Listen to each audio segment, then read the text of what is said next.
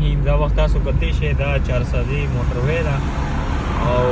دا بزرګونو خلک دلته پراته دي مونږ خو څه لږ ډېر سامان راوړی وو خو بس هغه یو څو کسانو ته ورسېدل انشاءالله سبا به بیا راځو دلته ډېر زیات خلک دي دا دواړو طرف ته خلک پراته دي او اصل کې سامان ډېر زیات کمی دي دي ته چې یو کس یو ګاډی ودرېږي نو وروره تقریبا 100 کسان به در باندې راشي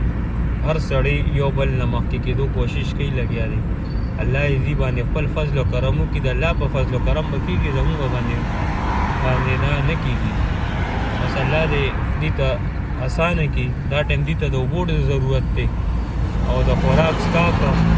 دا وګورئ دا دې ټول په دې خیمو کې پراته دي د موټروی دواړو طرف ته او خلکو سره سره دي خپل غواګانې چیلې داسې میږې هر یو شي دې راوستي دي نو هغې دپاره هم داسې د ګیا بندوبست پکار دی داسې میخو دپاره خوراک بندوبست پکار دی انسانانو دپاره هم پکار دی بس الله دې په دې باندې خپل رحم وکړي او موږ باندې خپل رحم و کرم وکړي او ډېر زیات لکه مطلب دا خلک دا ټایم په غم کې دي او دې ته ضرورت دی تاسو ټولو وروڼو ته دا درخواست دی چې هر سړی